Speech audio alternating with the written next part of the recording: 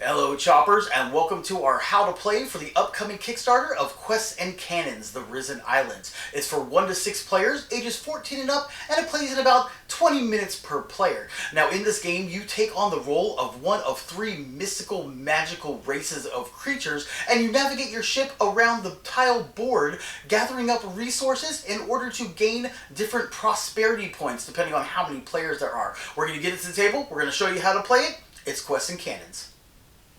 To start out, we need to make our map. Now, in the rulebook, there are a lot of different layouts for multiple players, but we're going to use the quick play layout. So we have our 3 kingdom tiles for the Dwunnies, the Dwelvin, and the Pork, which are the 3 races of the game. And we also have 3 outpost tiles. So we're going to go ahead and set this up as the border of the map, and then we'll show you how to fill in the middle. Okay, we've got our border of the map down, and so now we're going to take our tri-hex pieces, which there are 21 of, and we're going to organize them by type. There's 7 different types of tiles, and 3 tiles each, which equals 21. The rulebook shows how to organize these by number to make sure you have 1 of each tile in a group, and then we're going to place them on the map. So I'm going to do that group by group now. There we have the first group of 7 tiles on the board, placed as 1, 2, 3, 4, and so on. There's a diagram in the rulebook that shows how to do it. So let's go ahead and second group placed. And we can see we have the second group of 7 tri-hex tiles placed over on there. And then we're going to place the last group over here. And then we'll have a couple of empty spaces, which we will put trading hexes in. And you can see after the third set of tiles as are in there, we have 3 empty spaces. So we're going to put these trading post spots, 3 tiles, in those empty spots there. The next part of setting up the map is to place the island feature tokens. These have 2 sides. One side with different things we'll be able to obtain during the game, such as metal, canvas, and gems, and the other side with a question mark on them. We're going to place these on all the islands on the hex tokens that are on the board. Next, we're going to shuffle up our quest, loot, and map clue decks and place them on one of the 3 outpost spots each. Now, it doesn't matter which one we place them on, because it's just for thematics. It's just a spot for the decks to go in. Quests are one of the main ways you gain prosperity. You'll notice at the bottom of each of the kingdom tiles, there is a prosperity track, and it takes a certain amount of prosperity to win, depending on how you're playing, either free-for-all, co-op, or teams. Now, for a quest card, you can turn it in at any time. All you have to do is complete the objective that is on the quest card here. You can see you have to buy a sail, which is made from canvas, and spending 3 coins at any outpost. And then you'll get a reward. You can see here 1 prosperity and 2 coins. Now you get quest cards whenever you end your movement on any of the islands that are on the board, and you don't use a sail to continue moving, and we'll explain that a little bit later. But when you're there, you will draw from the quest deck and add it to your hand. Now you can only have 3 quests. If you have any more than 3, you'll have to discard down to 3. Now, loot cards are obtained by either completing quests or by buying them at one of the trading posts that you'll be able to land on the board. Loot cards come in 2 different types. One-time use cards, like this boy mine here, says use when a rival ship comes into your space. That rival ship takes 2 hull damage. Or ship equip loot cards, like Silk Sails here. You treat this card as an additional sail, and it also gives you 3 coins. Now, map clues are unique in that when you fulfill them, you will be given a choice of gaining a prosperity or to draw a loot card.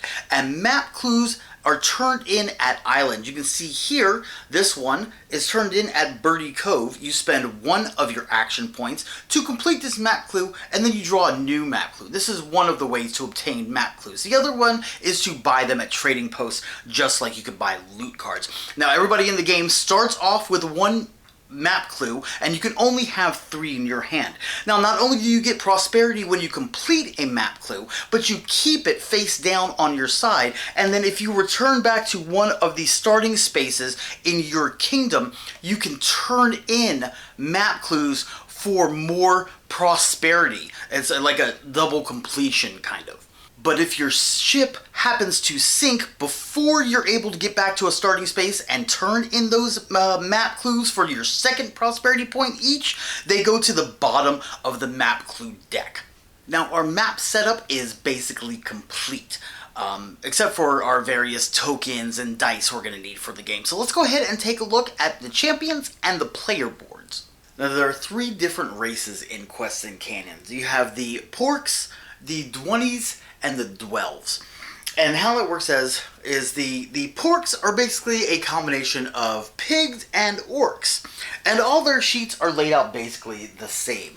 The Dwelves are a mix of ducks and elves, as you can see by the picture there. But I'm going to play my favorite race, which is the Dwunnies, which are a cross between dwarfs and bunnies. As you can see here, I am going to be playing Pewter Irontail. This is my champion here.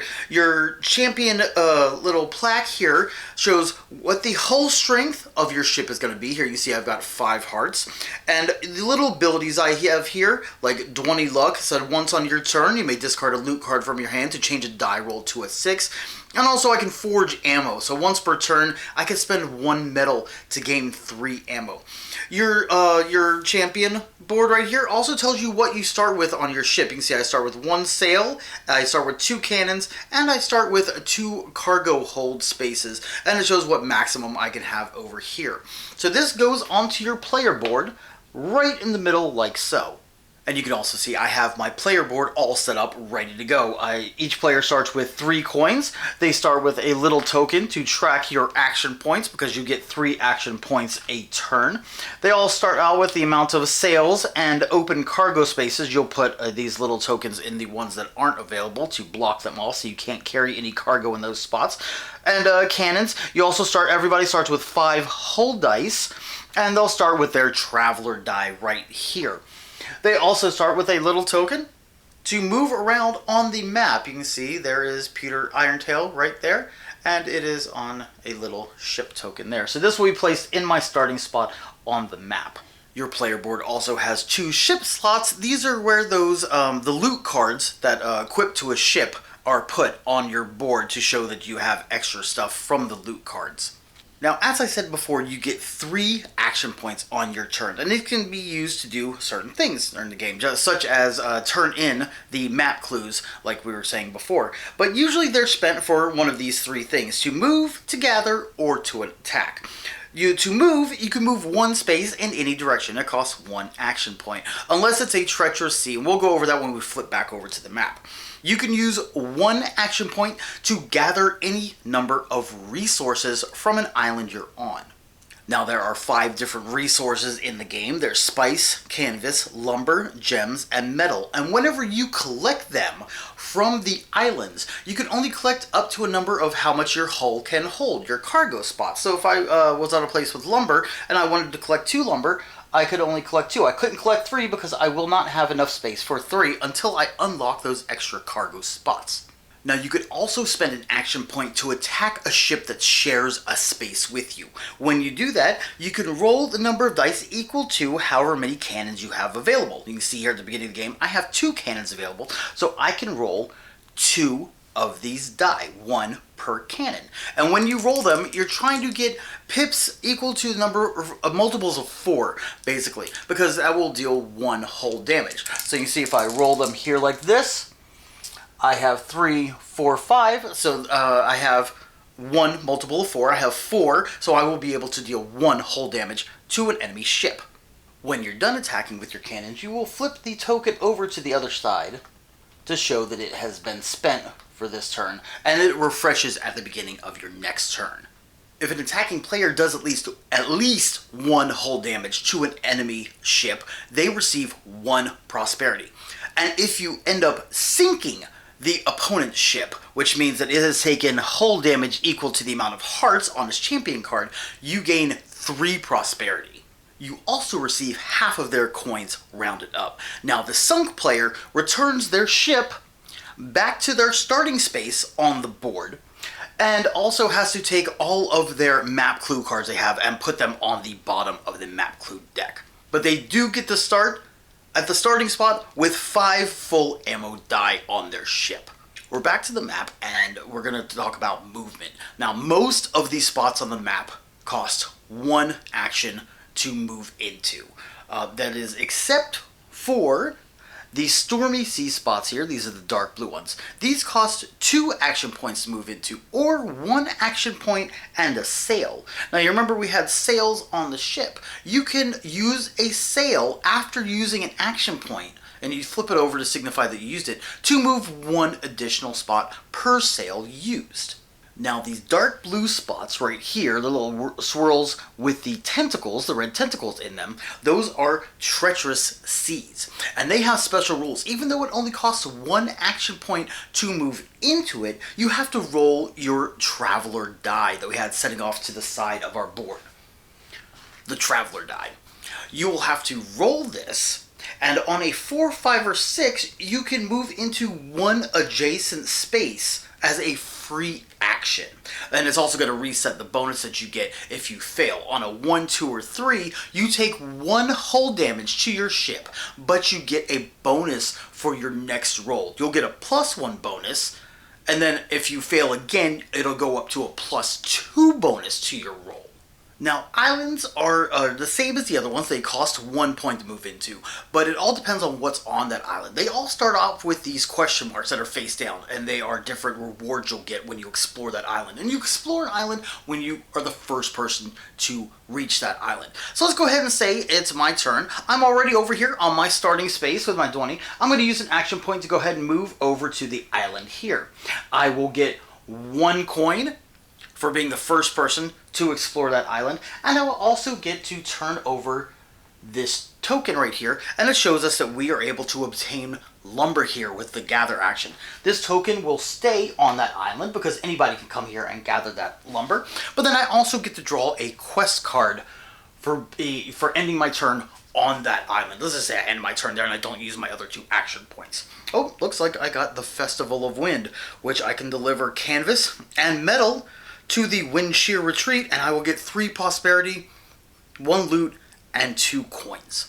Now, there are certain actions you can take when you're in your starting spaces, depending on which kingdom. When you go to your starting space, if you have any map clues that you have completed next to your player board, you're able to turn in those for 1 prosperity each. You are also able to repair your ship. You can use a free action, and you spend 3 coins to repair each point of hull damage. It's 3 coins to repair each one.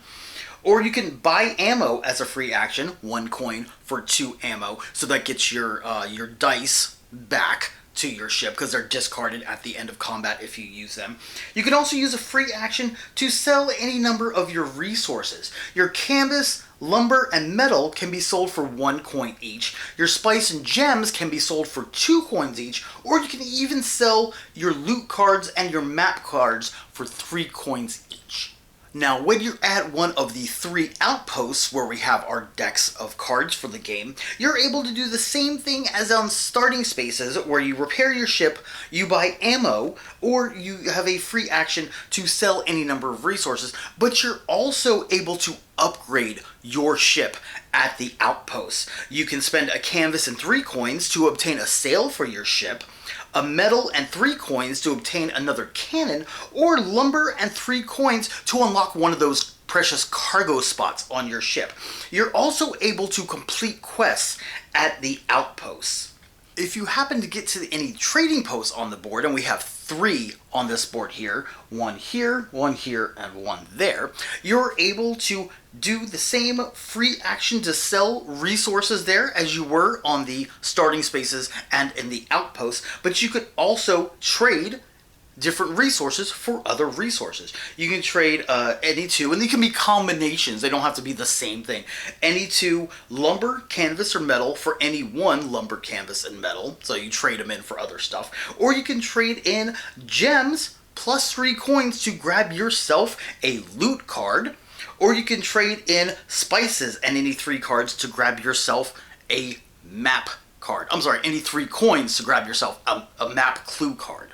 So how does this all work?